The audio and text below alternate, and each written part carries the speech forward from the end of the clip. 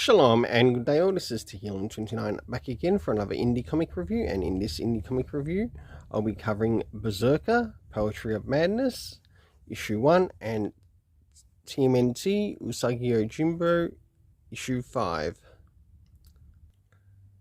So now I'll move into the first one that I'll be covering, and the first one I'll be covering will be Berzerker-Poetry of Madness, Issue 1.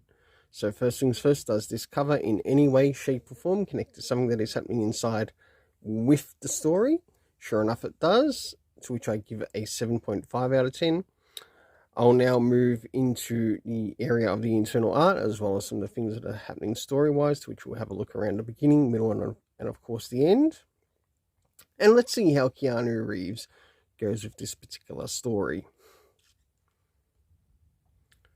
So as the story begins, we end up having like a horde of people starting to move into the location of Atlantis. And I must say that one particular person here almost reminds me of Genghis Khan, just by his appearance. Even though it's not him, it's just the way it comes across in the story by the picture. So this is some of the art around the beginning. As we start to move towards the middle of the story, we get to meet up with the king. And we also end up encountering at the very first page, which I didn't get to show you, we had Zubatai, I think it was. And we learned that King Azaz is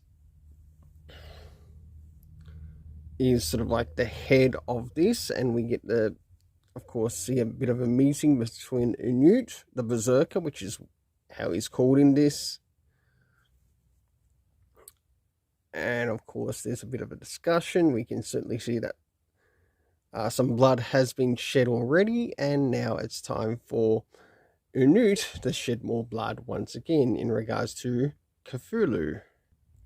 Of course, we get the appearance of Cthulhu within the story. I must admit the art is quite alright within the story. I wouldn't say it's top tier, but I do quite like the art. So for the internal art, I gave it a 7 out of 10. Now it's time to move in relation to the story. First things first, do we get any comic references? Seeing this does sort of like come off the back of the original series. Do we get any comic references? No, we don't. Though it probably wouldn't hurt to include it. Like even if they were to say, this takes place, and you'd be able to use one of the indications of, say, maybe one of the issues of the original series, to which it sort of explores a bit of history with the character. I think the best issue for that, if I were to guess, maybe issue 3 or 4, somewhere within there, I think would be best for it. So the earlier issues, or even volume 1. Moving into the next thing is the area of time. It would be nice to know when this event takes place time-wise, because it's not actually covered in the story, and it really needs to be covered in the story. And it would also work well alongside with the original series that came out with Matt Kindt on the title. Next is the location that this takes place in, and that is Atlantis. The cast of characters consisting of Zubatai, King Azaz, Unut, the Berzerker, which is, we also get Vizen, or Visage, and last but not least, Cthulhu. The overall story rating in this is a 7 out of 10. It'll be interesting to see how the next issue goes, because for all I know, the rating could really plummet and drop. So now it's time to move into, last but not least, the last issue of the Teenage Mutant Ninja Turtles crossover with Usagi Yojimbo. So, jumping into the Teenage Mutant Ninja Turtles crossover with Usagi Yojimbo. First things first, does this cover in any way, shape, or form connect to something that is happening inside of the story? Sure enough, it does, to which I give it a 7.5 out of 10, but I do need to show you something with this cover because it is a wraparound cover. And this is why I give it a 7.5.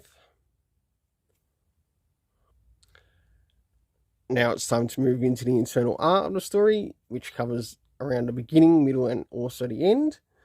So, and also the art racing after that. So as this story continues, we have Tomo, we have Lord Niriyuki, and the others taking on the samuroids.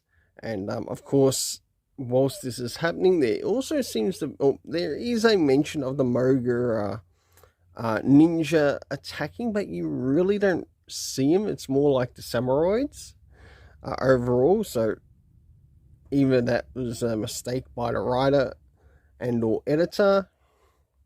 That could have been fixed up. But overall, it was really quite fun seeing this. I must admit, the art in this has been consistent between each issue, but how will it affect the story. And last but not least, we start to move towards the middle of the story, to which Usagi Yojimbo and the turtles finally meet up with Dr. Werewin, and they finally put an end to his scheme in this particular universe with the help of Usagi Yojimbo.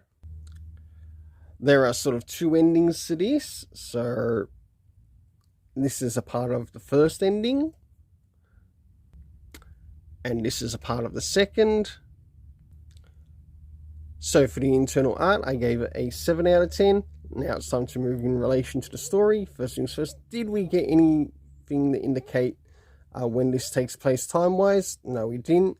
The next is the locations that took place. We had elsewhere in Japan, plus also New York later on in the story, which connects us back to the turtles in their main universe. We had the cast of characters of Lord Niriyuki, the Teenage Mutant Ninja Turtles, Usagi, Yojimbo, Tomo, Dr. Werewin, the Samuroids, and Yukichi. For the overall story rating in this, I actually did quite like this, to which I gave it a overall of a 7.5 out of 10. Until then, let's keep it colourful and have yourself an awesome day.